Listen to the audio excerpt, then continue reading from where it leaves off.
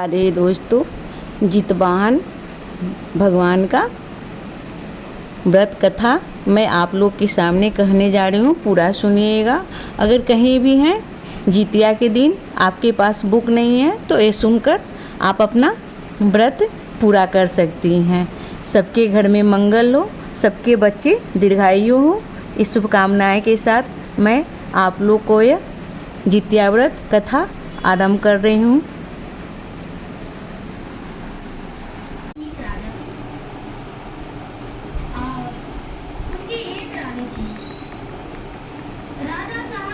बड़ा था। राजा साहब बहुत अच्छे विचार के थे। राजा साहब अपने प्रजा को भलाई करते थे। राजा साहब को प्रजा से बहुत प्यार था। प्रजा को पुत्र के समान मानते थे। धीरे धीरे समय बीत रहा था। राजा का ब्याह का 5 वर्ष हो गया, कोई संतान नहीं हुआ।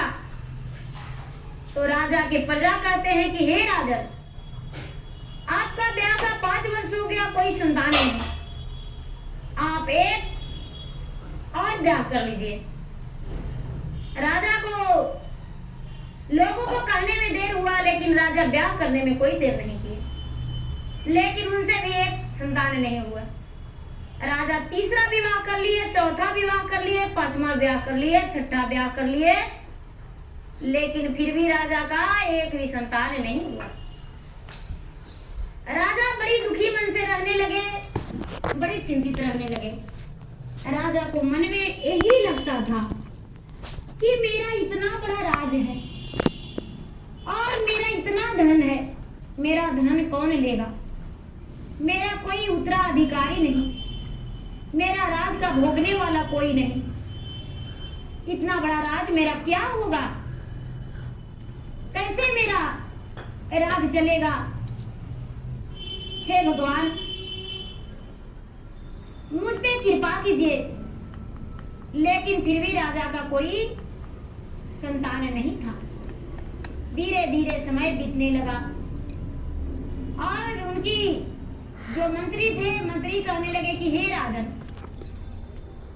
एक कन्या हम पता लगाए हैं, बहुत सुंदर और बहुत सुशील है, बहुत अच्छी है। यदि आप उससे ब्याह कर लेंगे तो आपको अवश्य संतान होगा। राजा कहते हैं कि इस बार हम ऐसे ब्याह नहीं करने वाले हैं। मैं अपने राज पुरोहित को बुलाकर और उसकी भाग्य रेखा मैं जुड़वाकर देखकर उसके बाद ही ब्याह करूंगा।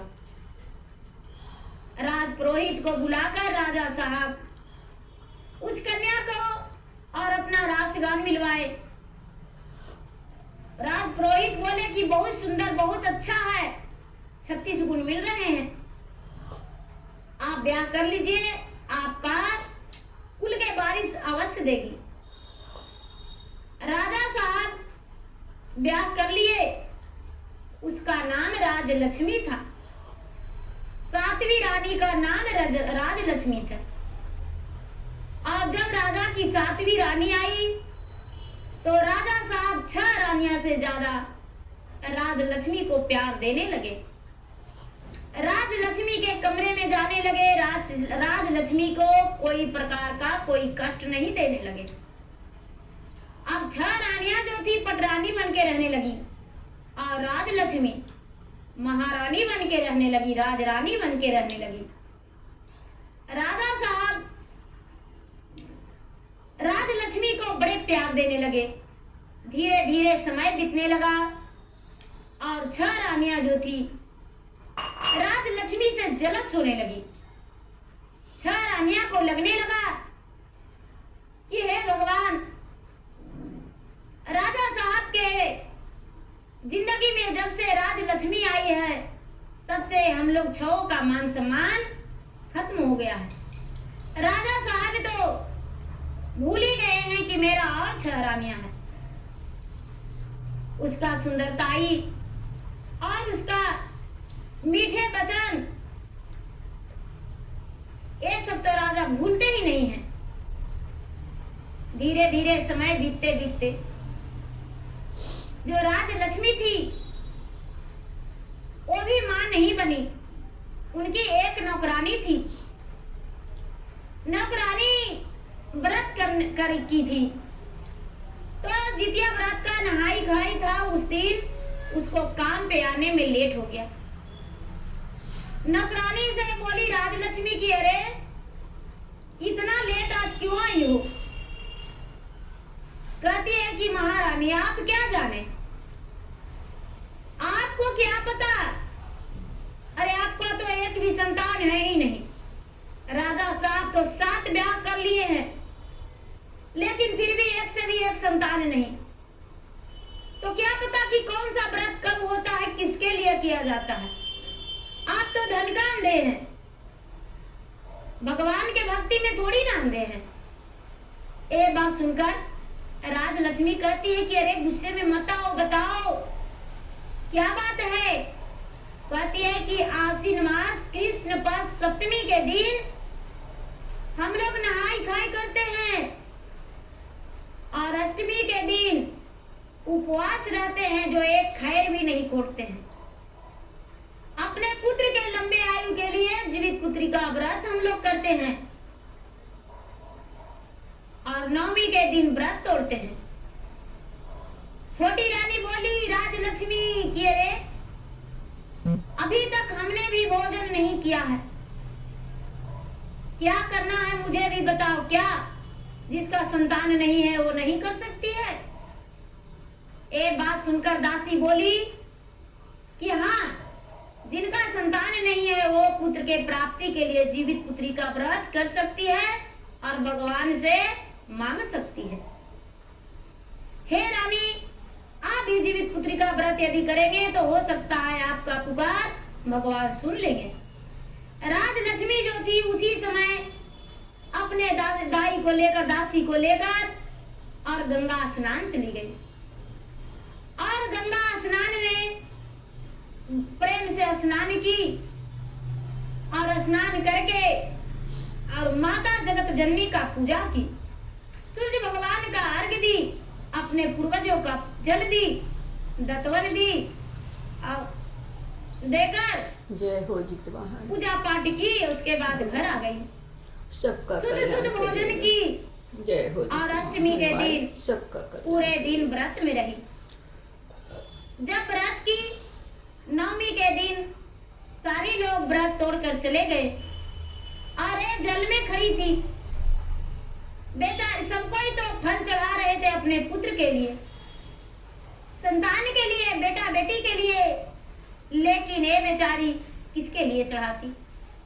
सिर्फ गंगा के घाट के पूजा करके, माता जगत जननी के पूजा करके और हाथ जोड़कर भगवान से विनती की। सभी कोई चले गए तो ये भी सोचती है कि मुझे भी अब घर जाना चाहिए। ये भी बेचारी राजलक्ष्मी अपने घर चली गई। कुछ ही दिन के बाद, 1 महीने 2 महीने के बाद राजलक्ष्मी को पता चला कि मैं मां बनने वाली हूं। अपने पति से कहती है कि मुझे चक्कर सा लगता है, मुझे डॉक्टर से इलाज करवा दीजिए। राजा ये बात सुनकर तनिक भी देर नहीं किए और राजलक्ष्मी को वैद्य जी के पास ले गए। वैद्य जी उसके हाथ नस नाड़ी टोकर कहते हैं कि राजा साहब, आपके राजमहल में बहुत बड़ा बधाई है।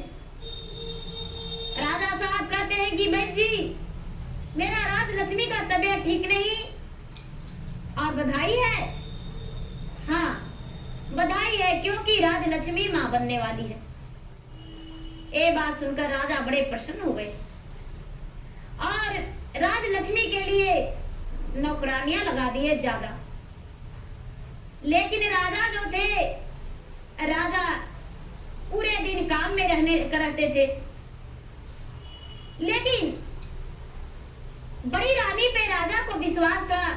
बड़ी रानी से कहते हैं कि राजलक्ष्मी को देखभाल के लिए आप रहेंगे, क्योंकि राजलक्ष्मी इस घर के वारिस देने वाली है। घर के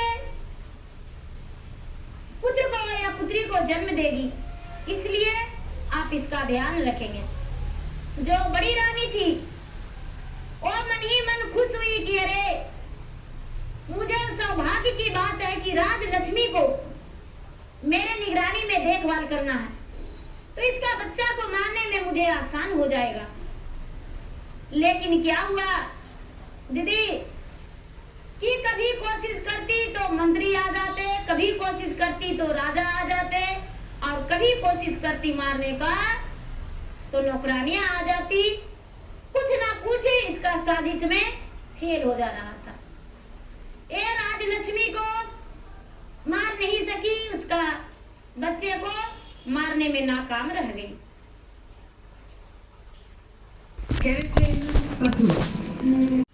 अब जब 9वां महीना बीता तो राजा के राज पे दूसरे राजा चढ़ाई कर दिया। जब दूसरे राजा चढ़ाई कर दिया तो मंत्री कहते हैं कि हे राजन, आप तो महीनों दिन से घर से बाहर नहीं हुए हैं, आपके सरहद पे देखिए दूसरा राजा चढ़ गया है, इस राज को लोगों को मारपीट कर रहे हैं। आप घोड़े सवार होकर जल्दी से चलिए और चलकर देखिए। एक बात सुनकर राजा कहते हैं रानी से, बड़ी रानी से कि हे रानी, छोटी रानी का राजलक्ष्मी का यदि कोई प्रकार का दुख होता है तो आप उसे मदद करेंगे, और उसका 9वां महीना पूरा हो चुका है, कभी भी वो बच्चे का जन्म दे सकती है। बड़ी रानी बोली इसका चिंता मत कीजिए, पहले अपने राज को देखिए। राजा सेना सहित घोड़े सवार होकर और सरहद पे चले गए लोगों से लड़ाई करने के लिए, और राजा यहाँ युद्ध करने लगे। राजा का युद्ध शुरू हो गया, राजा युद्ध में जीत गए। लेकिन राजा युद्ध में ही थे तभी यहाँ राजलक्ष्मी का प्रसव पीड़ा शुरू हो गया।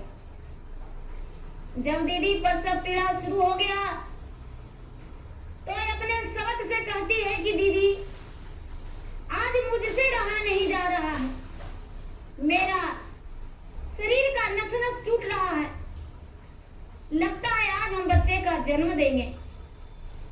दीदी मैं जानती नहीं हूँ बच्चे का जन्म कैसे दूं, क्या पता, मुझे समझ में नहीं आ रहा है क्या करूं। कहती है कि अरे तुम्हें नहीं पता है, देखो जो कोठी है कोठी पे चढ़ जाओ और चढ़ के और बच्चे का अपना शरीर जो है माथा कोठी पे रखना और पूरा शरीर नीचे करना, तुम्हारा बच्चा जन्म ले लेगा आसान से। उसे लगा कि ये कोठी पर चढ़ के बच्चे का जन्म देगी तो बच्चा इसका मर जाएगा। बेचारी दर्द के मारे प्रसव पीड़ा से व्याकुल थी। राजलक्ष्मी वो कोठी पर नहीं चढ़ सकी। हाथ में एक गगरी ले ली और गगरी में सोची कि इसी में हम कूद जाएंगे, लेकिन गगरी को मुंह छोटा होने के कारण राजलक्ष्मी उसमें छुप नहीं सकी। दीदी जब राजलक्ष्मी छुप नहीं सकी तो उसे गगरी को फोड़ दी, गगरी को फोड़ दी और माथे पर रख ली, माथे पर रख ली और चिल्लाने लगी। लेकिन नहीं तो उसके पास उसके सवत गई और सवत ने दाई माँ को बुलाई थी, दाई माँ भी उसके पास नहीं गई। धीरे धीरे धीरे धीरे धीरे धीरे करके बेचारी राजलक्ष्मी दीदी 7 पुत्रों का जन्म दिया और एक कन्या का जन्म दिया। जब 7 पुत्र एक कन्या का जन्म दी तो बेहोश हो गई। जब बेहोश हो गई तो उसका जो सवत थी बड़ी वाली वो कहती है दासी से कि रे दासी सुनो, दाई सुनो मेरा बात, हम तुम्हें सोने का मोहरे देंगे और मोहरे में सिक्के से भरे देंगे सोने का, लेकिन इस बच्चा को फेंक लाओ वन में, मिट्टी खोद के गाड़ देना।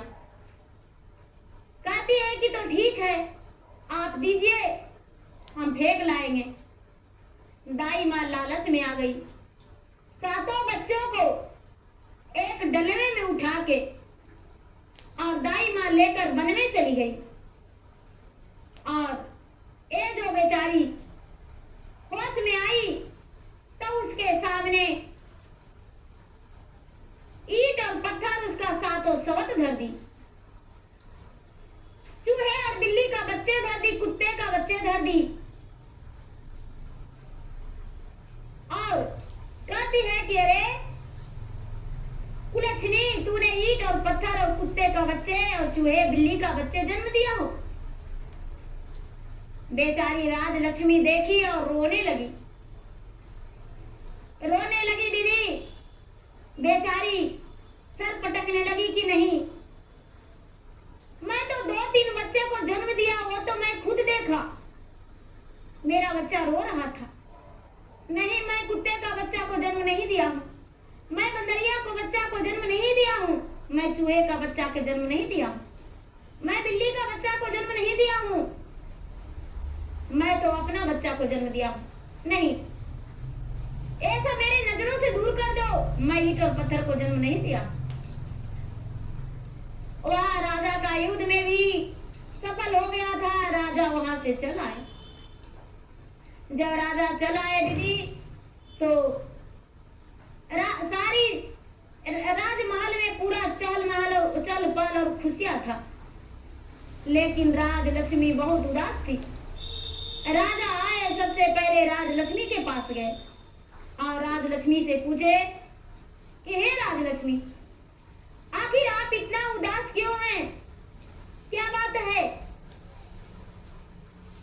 राजलक्ष्मी कुछ नहीं बोली, आंखों से आंसू गिराती रही और नजरें झुकाई रही। बड़ी रानी कहती है कि हे राजन, अरे ये क्या बोलेगी, मेरे ही मुख से सुन लीजिए इसका कारनामा। कोई पेट में इसका बच्चा नहीं था, ये झूठ झूठ के ढोंग करके और बोली कि मुझे प्रसव पीड़ा हो रहा है। देखिए, एक चूहे का बच्चा अपने पास रख ली थी, एक बिल्ली का बच्चा, एक कुत्ते का बच्चा, एक बंदरिया का बच्चा और एक ईंट और पत्थर। भला इतना लोग कोई बच्चा को जन्म देता है क्या? इतना सारा ये रख ली थी अपने आगे में और बोली कि मैंने इसे जन्म दिया। राजा जो थे कहते हैं, हे राजलक्ष्मी, कभी जीवन में हम तुम्हें माफ नहीं करेंगे, कभी माफ नहीं करेंगे। मेरे साथ इतना बड़ा धोखा क्यों, और इस धोखे के मुझे इतना बड़ा सजा दी, धोखा भी देकर। सीधेपन का तूने फायदा उठाया है, मेरे जीवन से तू चली जाओ, तुम्हें कारागार में सजा देंगे।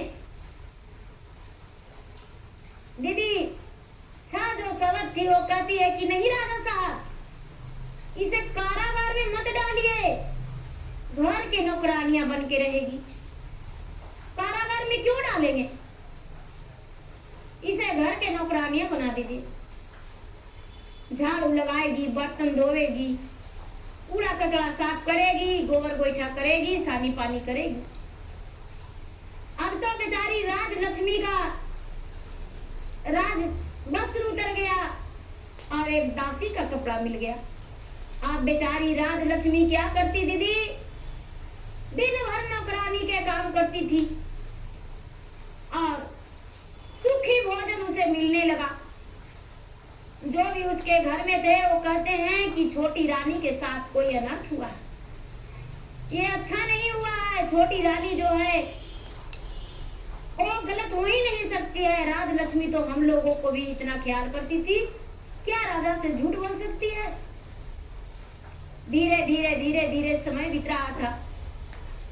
जब आश्विन मास आया तो जो घर में नौकरानी थी उसके मुंह बोली दासी थी, उसका मायका से आई थी, कहती है कि हे राजलक्ष्मी, आपसे हम कुछ कहना चाहते हैं। राजलक्ष्मी बोली क्या? तो देखिए, मैंने जितिया व्रत करने को बोला और आप किए तो आपको संतान हुआ, लेकिन आपके साथ कोई खेला रचा गया है। आप फिर से क्या जीवित पुत्री का व्रत करेंगे? राजलक्ष्मी बोली, हाँ करेंगे। चलो, मुझे पूरा विश्वास है कि मैं कोई बिल्ली और कुत्ते और चूहे बंदरिया का बच्चा का जन्म नहीं दिया। मैं तो अपना बच्चा को जन्म दिया था, लेकिन मेरे साथ कोई बहुत बड़ा साजिश हुआ है। वो बेचारी जाके व्रत रखी, गंगा स्नान में स्नान की, पूजा पाठ करके व्रत रखी। धीरे धीरे धीरे धीरे धीरे धीरे उसका व्रत का 12 वर्ष बीत गया। जब 12 वर्ष बीत गया तो जितवाहन भगवान कहते हैं, इस रानी जो है इसका क्या दोष है? कोई दोष नहीं। इसका बच्चा अब हमें लौटाना है। यदि नहीं लौटाएंगे तो हर माँ के भरोसा मुझसे टूट जाएगा। कोई माँ भी व्रत नहीं रखेगी। किस लिए रखेगी? ये तो बेचारी अपने बच्चे को खोकर भी व्रत रखी है। एक दिन का बात है, जीवित पुत्री का वो व्रत की थी, नहाई खाई की, उपवास रखी थी। उसी दिन कुछ लोग आए, राजा से कहते हैं कि राजा साहब, एक बहुत बड़ा बात है। राजा कहते हैं कि क्या बात है? राजा साहब, हमारे गांव के बगल में अचानक 7 बांस का वृक्ष जन्म लिया है और एक फूल का पेड़ है, उसमें से अचानक आवाज निकलता है। अरे कैसा आवाज? राजा साहब, वो फूल तो टूटा ही नहीं है। राजा साहब, जब कोई लोग फूल तोड़ने जाते हैं तो बांस भी कुछ बात करता है और वो फिर जैसे लगता है आपस में भाई बहन हो। राजा साहब, क्या आप चलेंगे? राजा बोले, ठीक है चलते हैं, हम जाएंगे। राजा गए तो राजा के मंत्री पहले बोला कि राजा साहब, हम फूल तोड़ेंगे। तो मंत्री गए वृक्ष के पास फूल तोड़ने, तो फूल में से आवाज निकलता है, भैया भैया। आया मंत्री, यही निर्दयिया, फूल तोड़े आया मेरे डाल पे। भैया भैया क्या करूं, कुछ बताओ, मेरे सवाल क्या हो। ये जो बांस में के पेड़ है, वो कहता है कि बहन, ये वही मंत्री है। बहन तू आवाज लग जाओ, ये वही मंत्री है जो मेरा माँ को देखभाल नहीं किया। ये वही मंत्री है जिसका निगरानी में मेरी माँ थी। ये वही मंत्री है जो मेरे माँ को छोड़ दिया और मेरे के माँ के साथ इतना बड़ा बुरा हुआ। नहीं बहन, मैं नहीं बहन, पास लग जाओ। फूल एक भी गिरने नहीं देना और तोड़ने नहीं देना। मंत्री ये बात सुनकर राजा से बोलता है कि राजा साहब, पॉलिटिक्स कंपटीशन लाखों से मुकाबला प्रोटीन्स है दवाओं के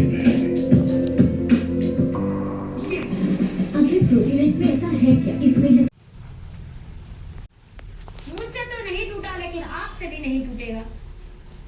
मेरे नजर में छोटी रानी के साथ कोई अन्याय हुआ है। राजा साहब, जाकर फूल तोड़िए, देखिए आपसे टूटता है। राजा जब सोए गए तोड़ने, तो निकलता है आवाज कि भैया भैया, सोए आए हैं राजा तोड़ने फूल। भैया क्या करूं, मेरे सवाल का जवाब दो। सातों बांस का पेड़ कहता है कि बहन लग जाओ आकाश, ये तो पापी हैं, इनका राज को पड़ा था। दूसरे को प्रजा को भलाई करते हैं, अपना कभी संतान को खोजे, सिर्फ सजा देना जानते हैं। प्रजा को रक्षा करना जानते हैं, अपने संतान को नहीं। इसलिए मुझसे क्या इन्हें मतलब है? बहन आकाश लग जाओ, इन्हें तोड़ने मत दो बहन। अपना पत्नी को जो सजा दे सकता है, उससे क्या मतलब है? राजा ये बात सुनकर बोले कि अरे तुम कौन हो? मेरे राज में होते हुए और मुझसे जवान लड़ाते हो। बांस और फूल में से कोई आवाज नहीं आए। मंत्री कहते हैं कि हे राजन, मेरे कहना मानिए और सातों रानी को ले चलिए। राजा कहते हैं कि हम तो सातों रानी में 6 रानी को रानी बनाए हैं, छोटी रानी तो मेरा कोई नहीं है, उसका मुख नहीं देखेंगे। मंत्री जी कहते हैं कि हे राजन, आप नहीं ले जाएंगे तो उन्हें हम ले जाएंगे। राजा कहते हैं कि छोटी रानी को डोली का हाथ से मत लाना, पैदल के रास्ते लाना, और मेरा 6 रानी डोली का हाथ से आएगी। दीदी 6 रानी डोली का हाथ से आई, लेकिन बेचारी राजलक्ष्मी पैदल आई। मंत्री सबको लेकर आए।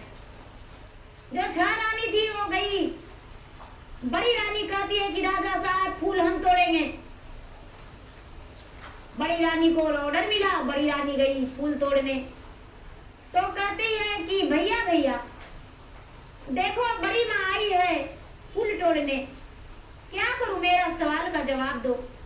बांस में से आवाज निकलता है, बहना बहना लग जाओ आकाश। ये तो बड़ी माँ मेरा माँ का दुश्मन है, इसीलिए तो मेरा ये हाल किया है।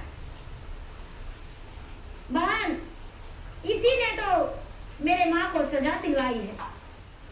मुझे मारने तक कई बार कोशिश की, लेकिन इसे तो अपने काम में सफलता विजय प्राप्त हो ही गया।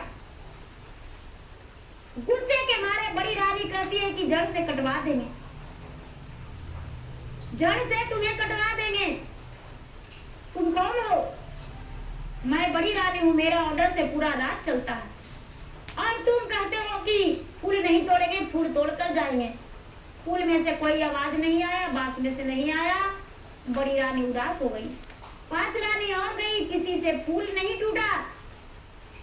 तो मंत्री कहते हैं कि हे राजा साहब, आप एक बार राजलक्ष्मी को भी इजाजत दीजिए, ऑर्डर दीजिए।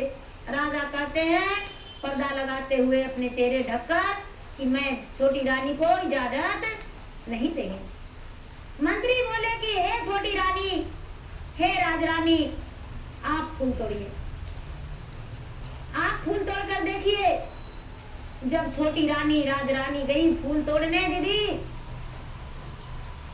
तो कहती है, फूल में से आवाज निकलता है कि भैया ममता भरा मेरे छाव में डाल लोरा चरण पे, क्या करूं भैया, माता के लग जाऊं शरण। तो बांस में से आवाज निकलता है कि बहन, एक मौका मिला बड़ा मुश्किल से, माता को चरण छोड़ना नहीं, माता को तो दूध पिया नहीं, माता के कभी हृदय तोड़ना नहीं। ये बात करके और जो फूल का डाल था दीदी राजरानी के, राजलक्ष्मी के चरण पे गिर गया। राजलक्ष्मी जो थी बहुत सारा फूल तोड़ ली।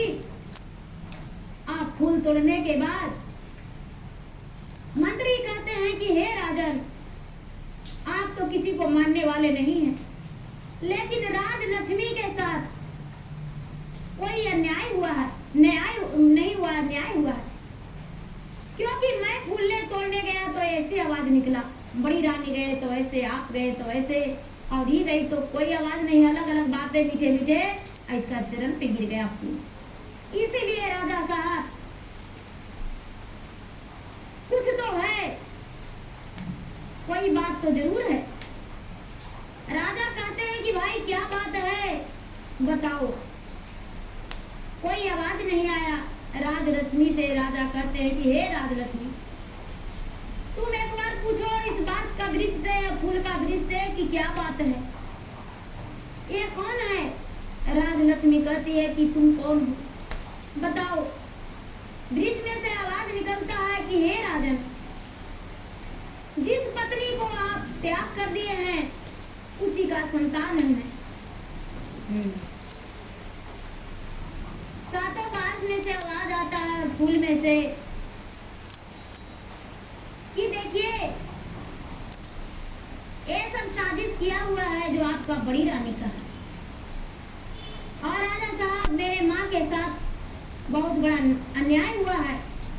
आपका बड़ी रानी ने अपने दाई को पैसे देकर और मुझे जंगल में फेंकवा दी और उसे बोली थी कि इसे जमीन में गाड़ देना। लेकिन जित्या भगवान की कृपा से मेरे माँ ने जित्या व्रत रखी थी मेरा जन्म के पहले। इसीलिए जीवितवान भगवान की कृपा से बहुत जोरों से जब दासी लेकर आई, दाई लेकर आई और दासी जंगल में रखी डलवा और हम लोग आठों भाई बहन का तो जोरों से आंधी आ गया और जीवितवान भगवान हम लोग सभी को अपना कोरा में छुपा लिए। और दासी जो थी देखी कि यहाँ बच्चा नहीं है तो वो अपना जान लेकर दौड़ के भाग गई। और विद्वान भगवान मुझे बंसती माता को दे दिए कि हे बंसती माता, जिस दिन हम आपको पुकारेंगे और आप जो हैं मेरा संतान को देंगे, इसका माँ कभी भी खोजेगी। इसीलिए मुझे विद्वान भगवान बंसती माता के पास दिए और बंसती माता मुझे रख लिए हैं। राजलक्ष्मी रोने लगी जोर जोर से, जार बेजार, और कहती है कि पुत्री पुत्री तू क्या मेरे पास नहीं आओगे? कहती है क्या करने पर, क्या तब करना पड़ेगा जो हम तुम्हें गोद में लेंगे। सातों पुत्र और एक पुत्री कहती है कि माँ सातों बांस में से पत्ता तोड़ लो और फूल का पत्ता तोड़ लो और भगवान विद्वान का ध्यान करो, सूर्यदेव का ध्यान करो, माता जगत जननी के ध्यान करो। माँ तूने 13 बरस जीवित पुत्री का व्रत रखी है बिना संतान के, इसलिए भगवान तेरा व्रत को व्यर्थ नहीं जाने देंगे। माँ तेरा व्रत विजय प्राप्त होगा, सफलता मिलेगा। माँ हम तुम्हारे पास आ जाएंगे, बंसती माता तुम्हें दे देंगे, जीवितवान भगवान तुम्हें दे देंगे। राजलक्ष्मी जो थी, राजलक्ष्मी ने क्या किया कि सातों बांस में से एक एक पत्ता तोड़ ली और एक फूल का तोड़ के भगवान के सामने ध्यान लगा के कहती है कि हे भगवान, हे सूर्यदेव, यदि सच्चे मैंने अपने बच्चे का जन्म दिया होगा और मैंने आपका व्रत रखा होगा, आपको लोटे में जल लेकर आपको अर्घ दिया होगा, तो आप मेरे पुत्र को लौटा देंगे। हे गंगा माता, हे जगत जननी, मैंने सच्चे हृदय से आपको पूजा किया होगा तो आप मेरे संतान को लौटा देंगे। हे विद्वान भगवान, आप मेरे पुकार यदि सुन रहे होंगे और मैं सच्चे संतान की माँ होंगी तो आप मेरे संतान को मेरे पास जरूर लौटाएंगे। और इतना कह के और हाथ जोड़कर खड़ी हो गई। खड़ी होने के बाद घंटों बाद सातों पुत्र और एक कन्या अचानक एक हवा के झोंके में खड़े हो गए। बच्चा जो था 12 वर्ष का था। सारी लोग देखकर चकित हो गए। जब आंखें खोली राजलक्ष्मी तो अपने सातों पुत्र एक पुत्री को पाकर धन हो गई। राजा उसी समय उसी स्थान पे 6 रानियों को घोषित कर दिया कि यह 6 रानी को मार काट के और गहवारे में भर के दिया जाए। राजलक्ष्मी कहती है कि हे राजन, हे स्वामीनाथ, ये इनका सजा नहीं, सजा आज मेरा बहुत खुशी का दिन है। आज मेरा पुत्र वापस आया है। आज मैं जीवित पुत्री का व्रत फिर से रखी हूँ। आज अष्टमी का दिन है, आश्विन मास कृष्ण पक्ष अष्टमी है और आज मेरा जीवन में सबसे बड़ा खुशियाँ आया है। तो हम नहीं चाहते हैं कि आपका कोई नाम खराब हो और मेरा राज में कोई मरे। हम चाहते हैं कि आज सभी लोग खुश रहे। आज चलिए पूरे राज में मिठाइयाँ बंटवाएंगे और खुशियाँ मनाएंगे। और उसके बाद ये 6 रानी को दासी का दे दीजिए काम। एक दासी नौकरानी बन के रहेगी। ये बात सुनकर राजा भी प्रसन्न हो गए और घर गए। घर जाकर पूरे अपने राजमहल को सजाए, चहल पहल किए, लाइट बत्ती बाजे बाजे सजाए बजाए और पूरे राज में मिठाई बांटे। दूसरा दिन छह रानी को नौकरानी बना दिए और जो दाई थी रुपये के लालच में आई थी उसे काम से निकाल दिया। अब लक्ष्मी दीदी फिर से राजरानी बन गई और 7 पुत्रों 1 पुत्री का माँ भी बन गई। बेचारी का जीवन में बहुत बड़ा खुशियाँ आ गया। जितिया व्रत बहुत उत्तम और फलदायक है। अगर जिनकी पुत्र भी नहीं हैं वो भी करने पर जितवाहन भगवान उनको पुत्र प्रदान करते हैं और झोली में उनकी खुशियाँ भरती हैं। इसीलिए सब कोई मिलकर जितवाहन भगवान को जयकारा लगाते हुए प्यार से बोले। एक बार बोलिए जितवाहन भगवान की जय। क्षमा करिएगा दोस्तों, बीच में थोड़ा सा बच्चे लोग साउंड चला दिए, उसके लिए